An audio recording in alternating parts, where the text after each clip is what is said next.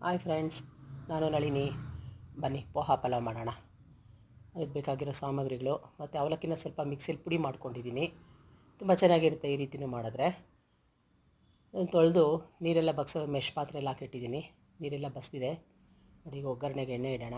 ಮಿಕ್ಸಿಗೆ ಫಸ್ಟ್ ಇದು ಹಸಿಮೆಣ್ಸಿನ್ಕಾಯಿ, ಶುಂಠಿ, ಪುದೀನ, ಕೊತ್ತಂಬರಿ ಪೇಸ್ಟ್ ಮಾಡಿ ಇಟ್ಕೊಂಡ್ಬಿಡೋಣ. ನುಣ್ಣಗೆ ಪೇಸ್ಟ್ ಚೂರು ನೀರು ಚಿಮ್ಸ್ಕೊಂಡು ಪೇಸ್ಟ್ ಮಾಡಿ ಇಟ್ಕೊಂಡ್ಬಿಡಿ. ಇದನ್ನು ಒಗ್ಗರಣೆಗೆ ಒಂದು ಈರುಳ್ಳಿ, ಒಂದೆರಡು ಮೆಣಸಿನ್ಕಾಯಿ, ಕರಿಬೇವು ಸೊಪ್ಪು, ಹುರುಳಿಕಾಯಿ, ಕ್ಯಾರೆಟು ತುರಿದಿರೋದು ಇಷ್ಟು ಇಟ್ಕೊಂಡಿದ್ದೀನಿ. ಎಣ್ಣೆ 3 ಸ್ಪೂನ್ ಎಣ್ಣೆ ಹಾಕಿ ಸಾಸಿವೆ ಕಾಳು, ಉದ್ದಿನ ಕಾಳು, ಕಡಲೆಕಾಳು ಒಗ್ಗರಣೆ ಕೊಡ್ತಾಯಿದ್ದೀನಿ. ಈ ಒಗ್ಗರಣೆಯಲ್ಲಿ ಸ್ವಲ್ಪ ಬ್ರೌನ್ ಆದ ತಕ್ಷಣ ಹಸಿಮೆಣ್ಸಿನ್ಕಾಯಿ, ಕರಿಬೇವು ಸೊಪ್ಪು ಹಾಕಿ ಚಟ್ಪಟ ಆದಮೇಲೆ ಈರುಳ್ಳಿ, ತರಕಾರಿ ಹಾಕೋದು. ಅರ್ಧ ಫ್ರೈ ಆಗಲಿ ಸ್ವಲ್ಪ ಇದರಲ್ಲೇ ಒಗ್ಗರಣೆಯಲ್ಲೆಲ್ಲ ನೋಡಿ. ಹಸಿಮೆಣ್ಸಿನ್ಕಾಯಿನೂ ಕರಿಬೇವು ಹಾಕ್ತೀನಿ.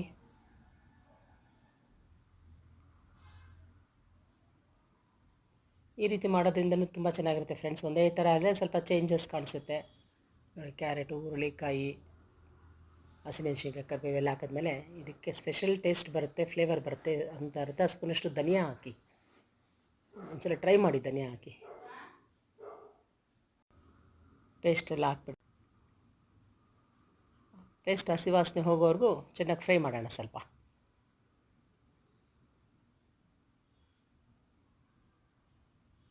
ಎಣ್ಣೆಯಲ್ಲಿ ಕಾಯಿ ಆಡಿಸಿದ್ರೆ ಅದು ಹಸಿ ವಾಸನೆ ಹೋಗ್ಬಿಡುತ್ತೆ. ಪುದೀನದು, ಕೊತ್ತಂಬರಿದು, ಹಸಿಮೆಣ್ಸಿನ್ಕಾಯ್ದು, ಶುಂಠಿದು ಇದು ಮಸಾಲೆ ಒಗ್ಗರಣೆ ಫ್ರೆಂಡ್ಸ್. ಇದಕ್ಕೀಗ ನಾವು ಅವಲಕ್ಕಿ ಪುಡಿ ಇರುತ್ತಲ್ಲ, ನೀರೆಲ್ಲ ಬಸಿಟ್ಕೊಂಡಿದೆ ನೋಡಿ. ಇದನ್ನು ಚೆನ್ನಾಗಿ ಫ್ರೈ ಮಾಡಿಬಿಡೋಣ ಹಾಕ್ಬಿಟ್ಟು ನೋಡಿ. ಹುಡಿ ಹುಡಿಯಾಗಿ ಎಷ್ಟು ಚೆನ್ನಾಗಾಗಿದೆ.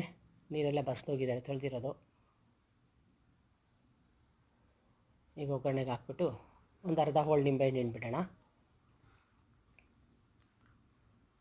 ನಿಂಬೆಹಣ್ಣು ರಸದಿಂದ ತುಂಬ ಟೇಸ್ಟ್ ಕೊಡುತ್ತೆ. ಹುಳಿ ಹುಳಿಯಾಗಿ ಖಾರವಾಗಿರುತ್ತಲ್ಲ, ತುಂಬ ಟೇಸ್ಟ್ ಕೊಡುತ್ತೆ ಅವಲಕ್ಕಿ.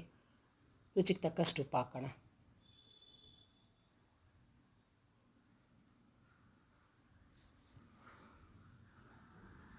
ಇದು ಶೇಂಗಾ ಬೀಜ ಹುರಿದಿಟ್ಕೊಂಡಿರ್ತೀವಿ ಮೊದಲೇ, ಅದನ್ನು ಸ್ವಲ್ಪ ಹಾಕಿ ಮಿಕ್ಸ್ ಮಾಡಿಬಿಡೋಣ.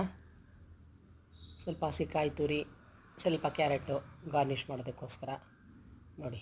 ರೆಡಿ ಆಯಿತು ಪೋಹ ಪಲಾವ್. ತುಂಬ ಟೇಸ್ಟಿಯಾಗಿರುತ್ತೆ ಫ್ರೆಂಡ್ಸ್. ನೀವು ಒಂದು ಸಲ ಟ್ರೈ ಮಾಡಿ. Easy method.